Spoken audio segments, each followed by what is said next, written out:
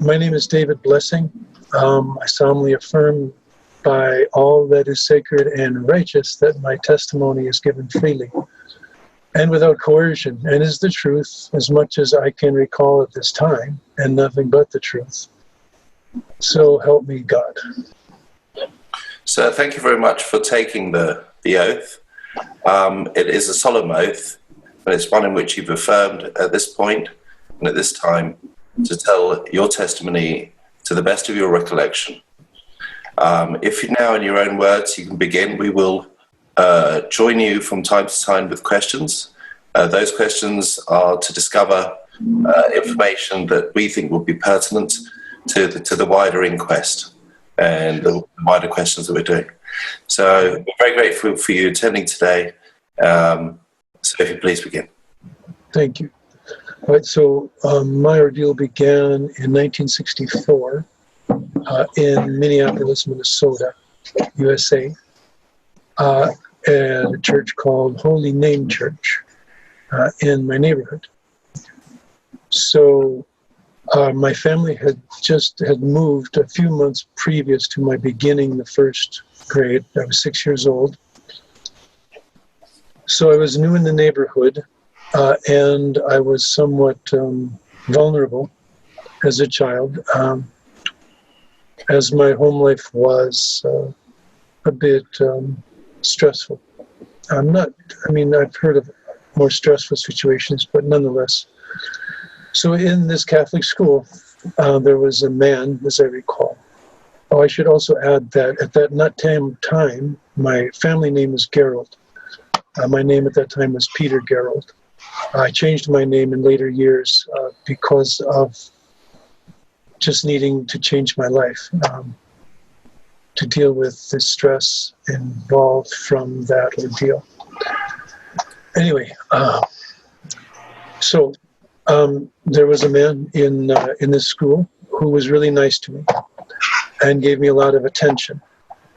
And as I hadn't been getting that much attention at home, I was really interested in talking to him. And so he talked to me for a few weeks and said that he proposed that there might be a ceremony in honor of me. And that I was, because I was a good boy and I was doing well in school, and that I should meet him some night. Turned out to be Halloween. The night before Halloween in 1964, I think it was a Saturday night in October, at the last Saturday night in October, as I recall. I should add a little bit before that. Around this time, there were IQ tests being taken in all the schools around the United States. I believe the reason for it was to see if the school was working, if IQ was being increased because of the school. But I believe they also used that as a selection tool for children like myself. Anyway, so this man, he said that I should meet him in the alley behind my house. There's alleys behind the houses, between the rows of houses in that neighborhood. So after I went to bed at night, then my parents were distracted, watching television or whatever they're doing. And I snuck out behind them and went out the back door and met this man in the alley. He was standing behind the garage. There's a garage in the back and then the alley, and he was standing just between the garage and the alley. And I was wearing just my boots, my pajamas, and a jacket. It wasn't very cold at that time. It was unusually warm for Minneapolis at that time of year. Anyway, he raised his arm, and then a car came from down the alley and came up and then picked us up. We got in the back seat, and then I was sitting in the back seat. And with another man. I think there was two men in the back seat and one in driving in the front. And we drove then out the end of the alley, took a right turn to Chicago Avenue, then down Chicago Avenue to 38th Street, and then 38th Street to 11th Avenue, and then back a block to where Holy Name Church is. That's on, I think, 11th and 36th Avenue, somewhere in there, in Minneapolis. So at the back of the church, the basement is on ground level. The front of the church, it's on a hill, so the front of the church, there's a drive up to the main hall, the church hall, meeting hall. In the back, there is the rectory. There's a parking lot that during school hours is used as the girls' playground, and because the girls and boys were separated during playground times. So at the back of the church, oh, and then just across the alley from the church is the school, Holy Name School. Anyway, so at the back of the church there's a parking lot, and we drove up to that door at the back of the church and went in, and then went into an office. And in the office, they said I had to get ready for the ceremony. I had to take and just have a white robe on. So they took my clothes off and put me in a white robe. And then we went into, in the basement of that church, there's a meeting hall, of medium size, and that's used for various purposes, a multi-purpose room. And we went into that room, and it was very dark. There were, like tapestries, cloths on the wall, candlelight, low, dimly lit. And just inside the door to the left, there was a man seated, and he was holding a goat. And there was another man standing. So he was seated, and the goat was on his right, and he was to the left of the door, and not facing the door. So he was on my left. And then to his right and to the right of the goat, there was another man holding the other horn of the goat. And there was also a number of men lined up against the wall behind him, and to the man seated to his left. And they were having animal masks on that were like animals. Like one was like an elk, and one was like, I think, a monkey, and one was like a bear, something like that. I don't remember them all very clearly. Anyway, so he was holding the goat, and then he said, in order to start the ceremony, we had to kill the goat. And I didn't want to kill the goat. And he said, well, you're a big boy. Don't you eat your father hunts? And he made some kind of story that made me feel a little bit guilty for not wanting to kill the goat. And so I finally agreed to kill the goat, and they put a knife in my hand, and another adult hand kind of pulled my hand across the throat of the goat. And then they were holding the goat so it wouldn't like buck and make a mess. And so then the goat started to bleed out of his neck. And then the guy that was seated, he took like a golden chalice, the same kind of goblet you'd use in the church for mass, for the wine and all that.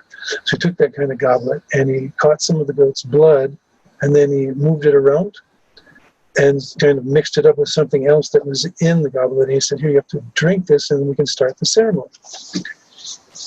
And so I said, okay. And so I drank it. And then, until that time, they were all very nice and cordial and respectful towards me. And after I drank it, then they started to become rather abusive. And so after I drank that one, I began to become very weak.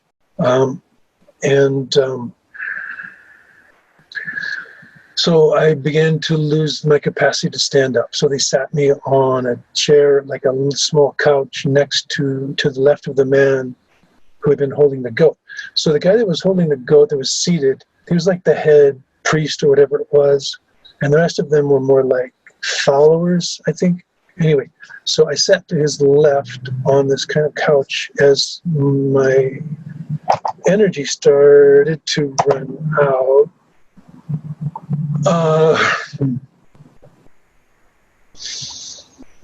And then they became very abusive, like, "Are you worthless kid, you piece of shit, you haven't properly served the children of the high families, and you're dying because you're so useless." And so eventually I became so paralyzed I couldn't move. I could see, I could hear, I could breathe, but I couldn't move, I couldn't speak. And they finally proclaimed me dead. "This kid is dead, he's so useless, he died." And they picked me up and put me in a box that was just behind this couch. And they put me in a box, I don't know what it was made of, maybe cardboard. And they put kind of a bowl or something over my face so that I could still breathe. And they buried me in dirt. They said, "He's useless, we just better bury him, otherwise he'll just stink." And so they buried me in dirt, and I'm laying in the box and totally, absolutely terrified and believing that I was dead, and my mind split. So from that point on, I was seeing the whole thing from two perspectives. One, from the perspective of watching it from the ceiling, and the other perspective of being in my body. And so I'm laying in the box, and the part of me that's in the box is thinking that this is what death is like. I'm just absolutely certain that I'm dead. I'm totally dark, but I can still hear what's going on in the room. I can't see anything because there's dirt over this bowl that's over my face. And from the ceiling, I'm just very dispassionate, just seeing, okay, there's this, here I am in the box, I must be dead, this is what death is like. And then somebody comes into the room and says, "Where's that boy? I like that boy. What happened to him?" And then another voice says, "He was useless, he died. He died of uselessness." And the guy said, "Well," the other voice said, "Well, do you think he'll agree to serve the children of the high families? Maybe we can resurrect him." And the other voice said, "Well, I'll ask him." He said, "Oh boy, will you agree to serve the children of the high families as long as you live, as long as you hold breath on this earth?" And I wasn't really thinking, but then the guy says, "Well, I think he'll agree to that. I think he'll agree." So then they pulled me out of the box, and they said, "Okay, now we have to wash away your sins." So then they put me in progressing from the door where I entered. On the left, there was the men where they were holding the goat. Then there was the couch. Then behind the couch, there was the box. And then a little bit farther into the room, towards the back wall, there were like 3 vats, well, 2 vats, and then like a small river pool. Anyway, the first vat on the left, they put me in, and then they were going to wash away my sins, so they pissed on me. And one of them, and they were laughing, one of them turned around and shat on me, and then another one pissed on that to wash that away. And that was washing away my sins. Then they took me out of that vat, put me in the next one, which was to the right from the perspective of the door, to the left of that first vat, that vat. And then there was the guy that, I think it was the guy that talked to me in school. He was like the lowest guy in the totem pole. And then he gave me a bath, like a soap and water bath. And then, so after I killed the goat, then they took away the robe because it had blood on it. So, so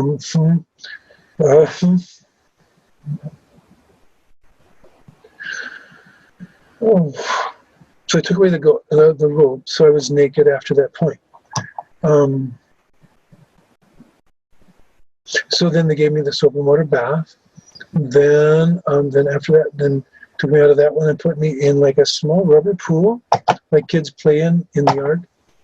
And then rubbed me all with oil. So like some kind of oil, they rubbed me all down with.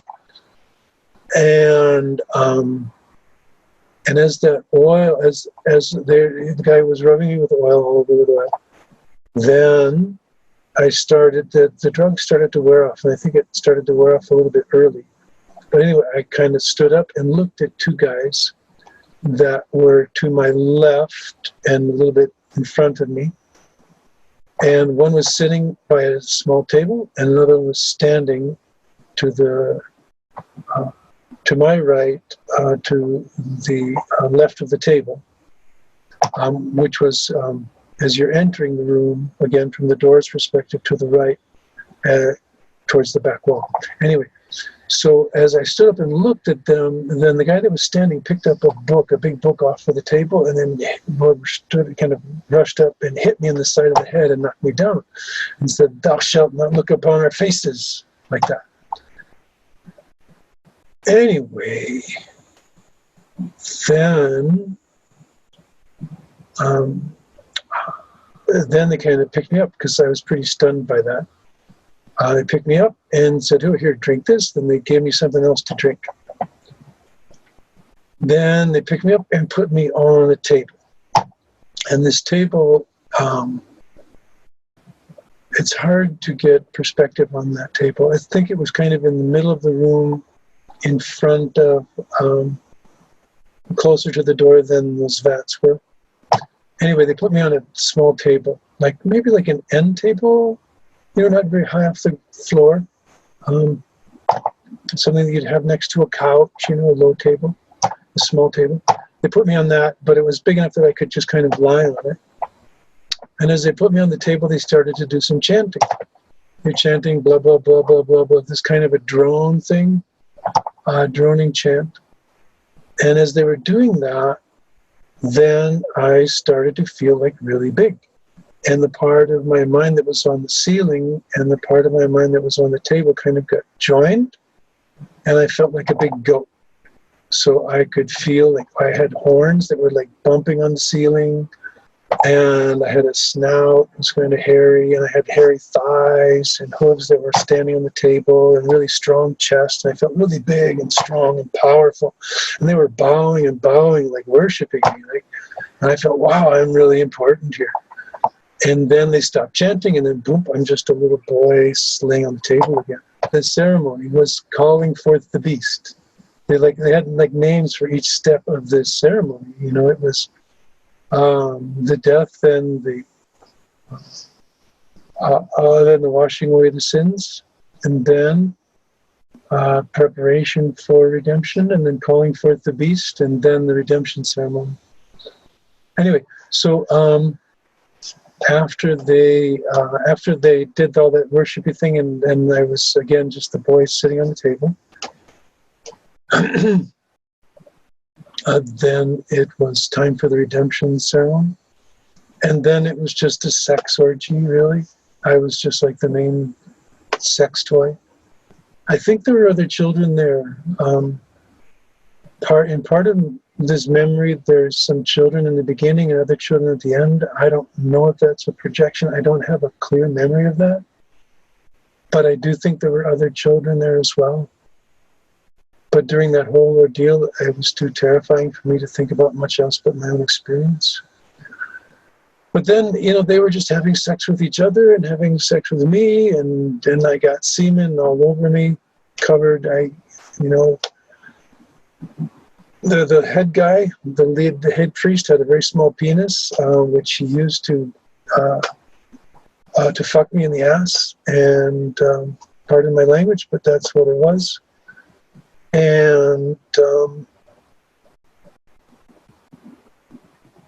that went most of the night. The beginning parts, they were maybe, I don't know, a shorter period of time, but most of the night was the whole sex orgy thing. And then I was just covered in semen head to toe, just dripping in my eyes and my mouth and my throat and my stomach, every place. It was disgusting.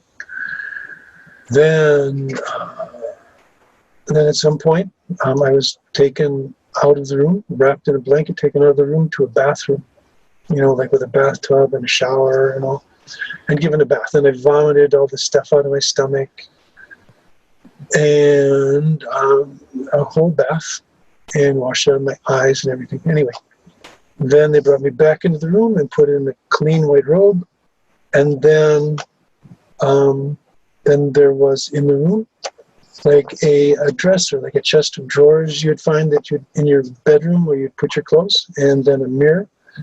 And so I was standing in front of this in a white robe, And just at eye level, my eye level as a 6-year-old, was the top of the dresser, and on the dresser was the head of the goat.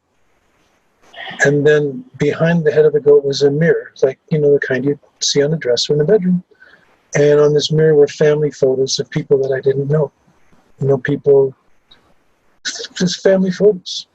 People, you know, out hunting with hunting rifles, smiling, swimming, I don't know, whatever they were doing in their family photos. And then they gave me a knife to hold, and it was a sword. For me as a 6-year-old, it was as big as a sword, and so I was holding it in front of me. And then I had to take this oath to uphold the honor and dignity and serve the children of the high families as long as I hold breath on this earth. And then, so that from the perspective of the entry door, that dresser was on the right towards the middle of the room. And then I was turned to the right from facing that dresser, turned to the right, and there was a man there with a watch, and he was waving it in front of my face, saying, you are sleepy, you won't remember anything that you've heard or seen in this at this time. And so it was some kind of a hypnosis thing. Then I was turned again to the right. So I'm now facing the starting point where the guy was in the beginning. I was holding the goat. And to his right, there was a table. No, actually, he's behind the table now. And he's holding a boy. And there's a boy sitting on the table. And the boy is got brown skin. And he can barely hold his head up. He's just like drugged or something. And I believe at this time I recall there being other children there. There's a vague memory of that.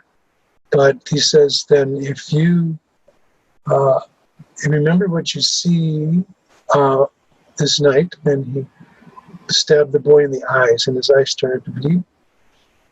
And I think he stabbed the boy in the ears, if you remember what you hear.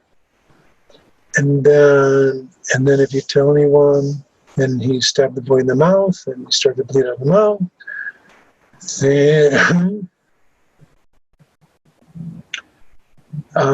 Then anyone you tell, then he just stabbed the boy from the back, and then he put the knife through the boy's back and came right out of his stomach, just below his sternum.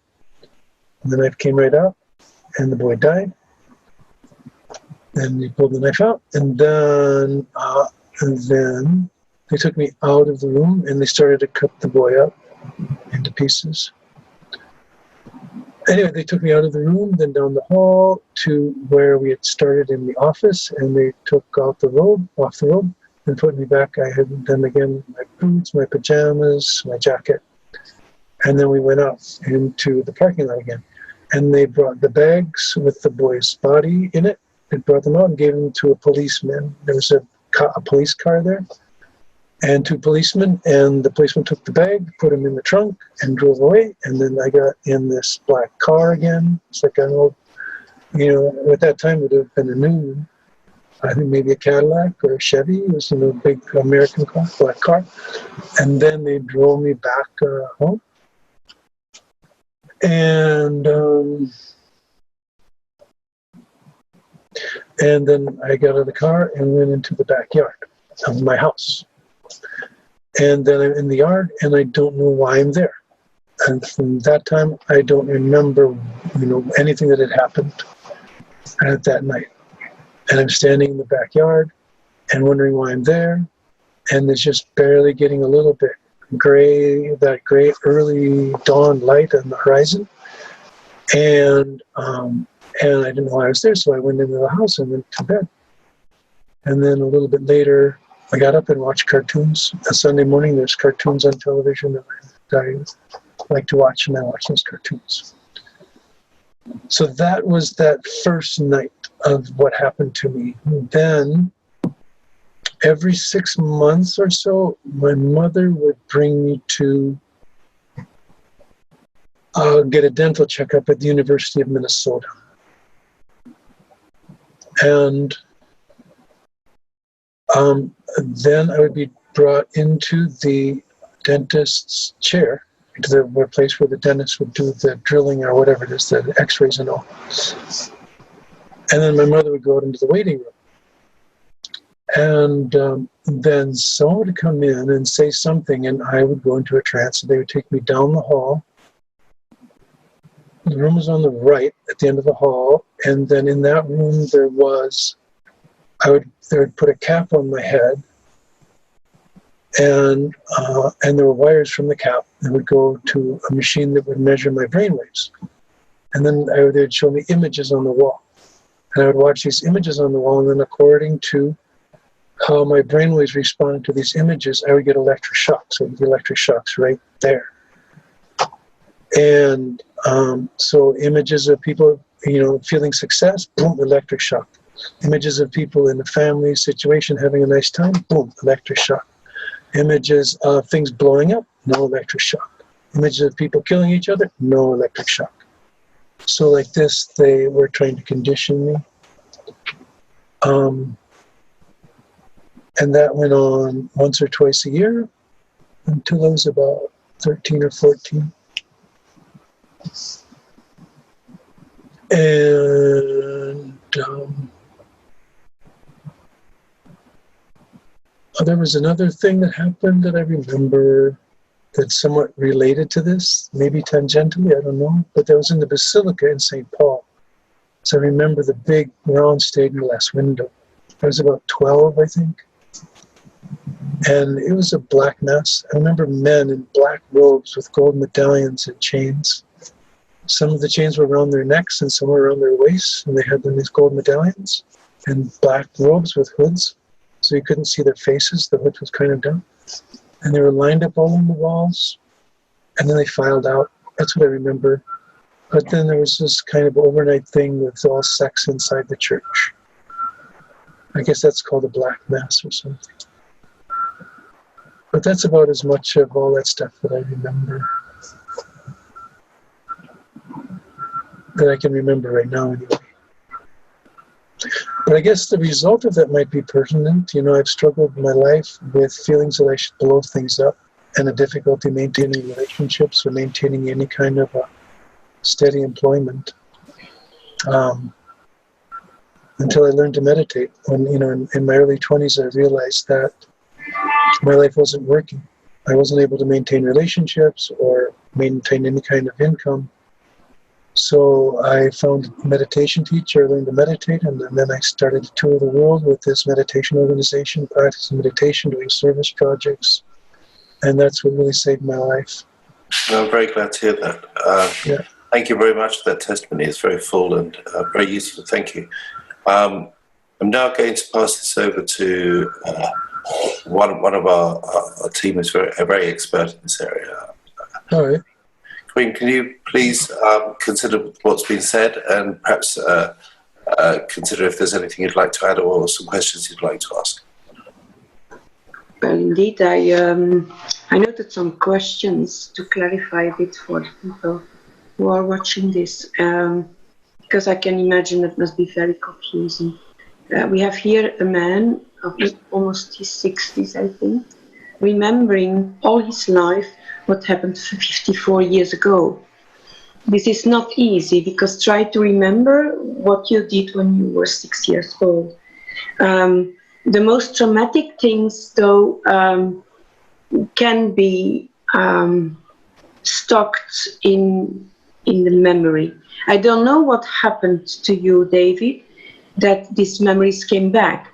Did you have those memories all the time, or were you just feeling bad with yourself, confused, not knowing why, or did parts of what they did to you, and I don't like you to say what happened to me. There were people who decided to do to you what they did in full consciousness. It is not something that happened. That's a very good question. You. So please use the words, what they did to me. This Sure. is more appropriate. So I would like to know from you, if you have these memories from very young age already, or did something happen into your life where all these memories came back? Thank you. Yes. So I didn't remember any of that until I was 46. So this was in 2004, I believe, I began to remember it. So most of my adult life, I suffered from, well, as a child, I started self-medicating because I didn't remember it. I just had this terrible angst. I had a terrible pain in my stomach that caused me to eat huge quantities of food. So as a 10-year-old, I could eat a pound loaf of bread and a dozen eggs without any problem. And by the time I was 12 years old, I had begun smoking marijuana and drinking a lot, and even huffing glue and paint, just because it seemed like an enjoyable thing to do. I had otherwise so much tension. Then I quit, the glue after, just not very long, less than a year, but I continued drinking alcohol and smoking pot until my early 20s, without any memory of what had been happening to me, just knowing that I felt very uncomfortable inside. And that's when I learned meditation. And then after learning meditation, I quit all of the drugs, but I continued to eat too much. In social situations, I would become so anxious that I would eat incredible amounts of food until my stomach hurt. And then after, like if it was a social gathering, after people would leave, then I wouldn't be able to sleep, so I'd have to vomit. So I had bulimia most of that time. And then I had chronic fatigue syndrome. And the chronic fatigue syndrome would be a problem for 2 weeks to a month, which made it very difficult for me to maintain, any kind of a job or anything. But I continued to meditate regularly, yoga, vegetarian diet, no non-toxic. I wouldn't take anything, no drugs of any kind. And I think that cleaned my mind out enough that in 2004, I was able, the memories started to come up. I was in university. There was a couple of things going on, the regular meditation, yoga, clean diet. I was in something called landmark education, which was all about integrity. And I was taking classes there. And I was in university studying a class on alternative medicine. And as I was doing research for a thesis, a term paper, my theory was that people who participate in communities of some kind of a community, have community connections, are going to be happier than those who are loners. And me being a loner, anyway. So as I was doing research on that, I started to be overwhelmed by a terrible sensation. It was the sensation I felt, and the image I had was like being a piece of meat in a deli case, in a meat market. And as I was doing this paper, this sensation came up. I couldn't do the paper because it was such a horrible, disgusting sensation, and I went to see a counselor at the university. And as I was talking to the counselor, then I started to have these memories that something happened in this church. It happened in the church basement. It happened in this room in the church basement. So the memories started to come up slowly, little bit by little bit. And eventually this whole scenario started to be recalled in my mind. Mm-hmm. Until when? Until what age did this abuse continue? Do you remember when it stopped? Yeah, around 14. Why? I don't know. I remember there being, there was a couple of things were happening at that time. One, I do have some memory of a man asking me for my forgiveness and then killing himself. And I think that happened in this dentist office scenario down the hall. And it was just, it's like a flashing memory. But then around that same time, the Freedom of Information Act, journalists were getting wind of this. And there's a thing in American law called the Freedom of Information Act, where if you request documents from the government is compelled to supply those documents. And so this MK Ultra and all these things were starting to come into public awareness. And I believe that's when they started then to bury these things, because I don't think they had much success with it. I think more likely people like myself would have committed suicide or just become homeless and drug addicted. So I don't think their program had very much success. I think they just buried it and forgot about it as much as they could. I don't know. I honestly don't know. I just know what they did to me, and why it stopped.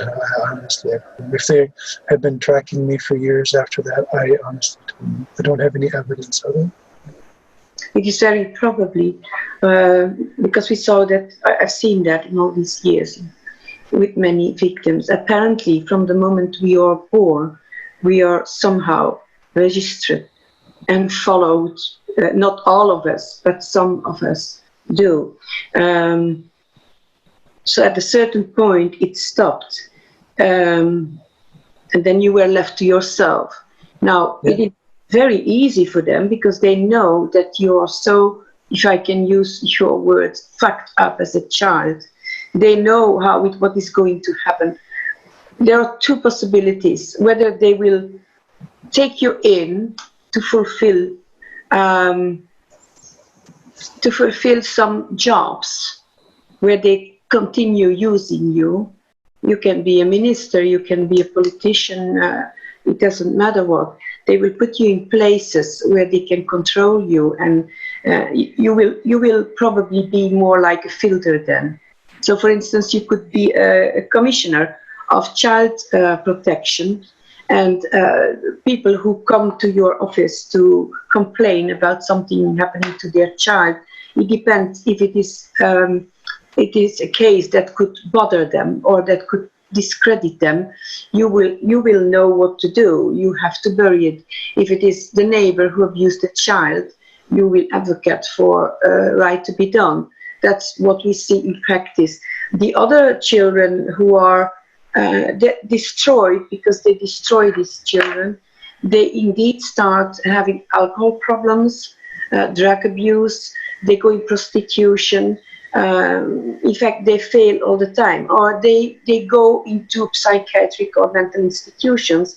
And in all these cases, the victims are automatically discredited because of their stature.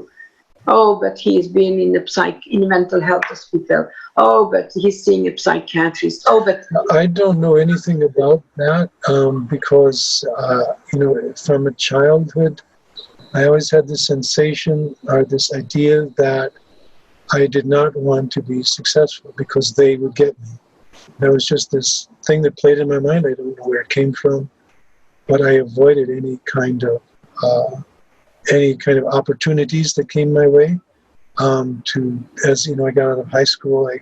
I couldn't really go through college because I would get too depressed to take tests or complete papers. So I just had the sense that I really needed to avoid any kind of position that could be interpreted as successful. Yeah, well, maybe it was your subconscious warning you. That might be, but all these other things that you're describing, I don't know. That's your testimony, but I don't know about it. But what's quite interesting was your reference previously to the IQ test. Yeah. You mentioned earlier that there was an IQ test and that precipitated the awful occurrences that occurred to you. So do you think perhaps that may have been part of your warning?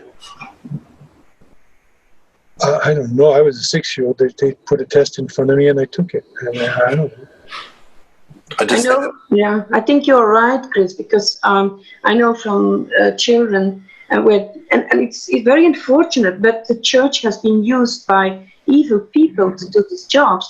But the priests in all parishes were ordered to go into the schools and pick out the most intelligent pupils. And those children, then they went to visit the parents, and say, we can help your child to be a very good educated boy. I know it especially for boys. And then they put them in border schools where these children are constantly abused. But when they get out of these elite schools, they have jobs for them. So it starts very early on. When these children are 5, 6, 7 years, they are followed. They get these IQ tests. They get other tests. They observe you in sports, in everything these children do. And then when they think this is a good subject for our project or evil project, they go and see the parents. And the children, the bad thing is that for the children, it seems as if their parents have sold them, which is not true, because these parents, in not all cases, but in most of these cases, they thought that this was the best to do for their children. They believed the priest. And then these children were picked up and put in boarding schools where the rest of their lives were programmed. I understand. Well, I was never in a boarding school. The initial ordeal that happened when I was 6 years old, there were none of the normal clergy, because, you know, the school at that time was taught mostly by nuns and priests. Well, not priests, but the nuns were teaching in the school, and the priests were, you know, doing their thing in the church. The only one that was present at that time was the one who I talked to in school. The rest of the pastor and the other more senior assistant priest and all of the nuns were gone that weekend on some retreat. So there was only the one there that was like supposed to be the caretaker, but was the one that was allowing all this to go on. And as far as my parents, I have no information or knowledge or evidence that my parents were in any way involved in this whole thing. No, it's not always the case, but there seems to be a pattern in it. In many cases, churches are involved, not only Catholic churches, but others too. We've heard the testimony of Christy, and there again, it was the Mormon church.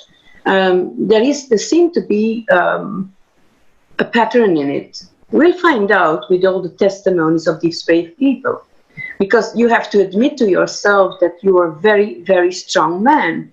Being able to survive this, being able to stay sane, mentally sane, is already an achievement. And you used alcohol, you used drugs, you used whatever, but you were able to get off of all this alone, on your own. So you must be a very, very strong man. Well, thank you for saying that. No, I mean it. Accept it also. You have the right to accept the positive things too. Mm-hmm. Thank you. Thank you very much. Yeah, do you still have a question, Chris? No, I think that's been excellently examined, and also very fully given as well in regard to your testimony, sir. We're very obliged for that. It may well be that in the future we ask you to come back. Maybe we have some more questions. Sure, no problem. And I'd be obliged to thank you very much for giving that indication that you would be available. As we piece these pieces together and we bring together the different parts of testimony of these stories, as Corinne has said, a pattern is emerging. We're very much at the beginning of that exploration for this inquiry. But your piece that you put in here is very much appreciated, and I want you to know that. So thank you very much. Thank you. Thank you.